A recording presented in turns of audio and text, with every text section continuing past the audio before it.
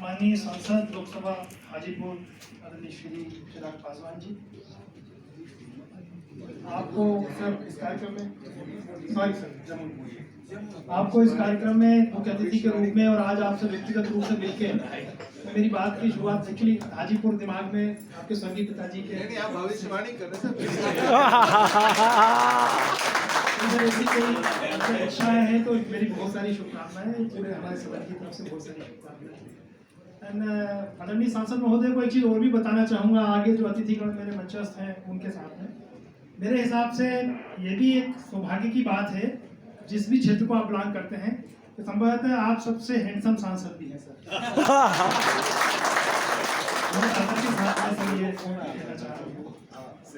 मंचस्थ हमारे दूसरे अतिथिगण इस कार्यालय के निदेशक जो MSME DFO के नाम से जाना जाता है और इस कार्यक्रम के सूत्रधार जो समय समय पर इस तरह के कार्यक्रम आयोजित करते रहते हैं, श्री प्रदीप कुमार जी। कार्यक्रम में SLBC के संयोजक श्री शैलेंद्र सिंह तरागी जो कि महाप्रबंधक हैं भारतीय स्टेट बैंक से, कर्नल मोहित चौहान जी जो इस प्रोग्राम को कोऑर्डिनेट कर रहे हैं बिहार रेजिमेंट पटना की तरफ से, श्री सुमन कुमार गुप्ता जी BIS से वैज्ञानिक, श्री नलिनी मोहन सिंह जी, श्री संजीव श्रीवास्तव जी और दूसरे जो हमारे MSME DI की DFO की जो टीम है वो सब। देखिए, एक बहुत ही परिचित कविता के कुछ अंश में आपको यहाँ बताना चाहूँगा, क्योंकि ये फौजियों के लिए, ये सैनिकों के लिए कार्यक्रम है। क्या हार में क्या जीत में किंचित नहीं भयभीत में, कर्तव्य पथ पर जो भी मिला यह भी सही वह भी सही। अब कौन इस कविता को बार बार कहते थे, पढ़ते थे, ये मुझे बताने की जरूरत नहीं है। हमारे भारत के पूर्व स्वर्गीय प्रधानमंत्री जी श्री अटल जी बार बार इस चीज को कहते थे। लेकिन जब फौजियों के जीवन के बारे में बात आती तो आपने अपना पूरा जीवन, अपना पूरा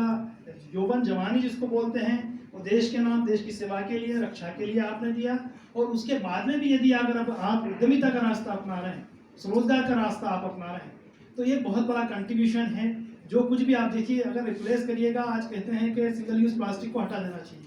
ये एक अलग शब्द हो गया। लेकिन सिंगल यूज प्लास्टिक को हटाने के लिए जब हमको अगर उसके लिए इकोसिस्टम तैयार नहीं कर पाएंगे, उसको रिप्लेस करने के लिए उसके दूसरे साधन हम उपलब्ध नहीं करा पाएंगे, तो ये इसको कैसे हटाया जाएगा, किस तरह से हम इसको हटाने में सफल हो पाएंगे। तो वो एक अवसर है, उसको हटाना एक ज़रूरत है, लेकिन वो उसको हटाने के बाद में जो एक अवसर प्राप्त होता है, वो बहुत सारे बायोडिग्रेडेबल ऐसे एंटरप्राइजेस इस्टेब्लिश करने के लिए आपको मदद करता है, सहायता करता है, सहयोग करता है, एक अवसर करता है। उस अवसर को जो खादी और ग्रामोद्योग आयोग, मिनिस्ट्री ऑफ MSME भारत सरकार की जो प्रधानमंत्री रोजगार सृजन कार्यक्रम है, अगर उसको टारगेट करके ये कार्यक्रम आयोजित किया जा रहा है तो बहुत धन्यवाद भी देता हूँ MSME DFO कार्यालय का। साथ ही में ज़्यादा समय न लेते हुए, क्योंकि मुझे बताया गया है कि माननीय सांसद महोदय को शीघ्र ही अगले अपने शेड्यूल के लिए प्रस्थान करना है, नहीं तो मैं संक्षिप्त परिचय भी देता। हमारे कार्यालय से अनेकों योजनाएं चलाई जाती हैं। हाजीपुर इंडस्ट्रियल एरिया में सर हमारा सेंट्रल स्लाइवर प्लांट है खादी और ग्रामोद्योग आयोग का, पूरे भारत में से 5 प्लांट्स हैं। और मैं सर बहुत गर्व के साथ आपको बताना चाहूँगा कि यहाँ जो हमारा सेंट्रल स्लाइवर प्लांट है, वो पूरे भारत में बहुत सारी जगह खादी के रॉ मटेरियल को सर वहाँ से मैन्युफैक्चर होकर वहाँ से जा रहा है। तो कभी सर वहाँ पे भी पधारें और कभी हमारे कार्यालय में भी पधारें, आपके क्षेत्र में भी कभी हम कोशिश करके जल्दी ही शीघ्र ही एक कार्यक्रम आयोजित करके, तो खादी और ग्रामोद्योग आयोग की जो भी योजनाएं हैं उनके माध्यम से, चूंकि आप जनप्रतिनिधि हैं, जनता से सीधे जुड़े रहते हैं, तो कैसे ज़्यादा से ज़्यादा लोगों तक हम अपनी योजनाओं के माध्यम से उद्यमिता, उद्यम, स्वरोजगार, इसके माध्यम से आगे बढ़ सकते हैं। इसके बारे में किसी और मंच पे सर आपका समय लेंगे।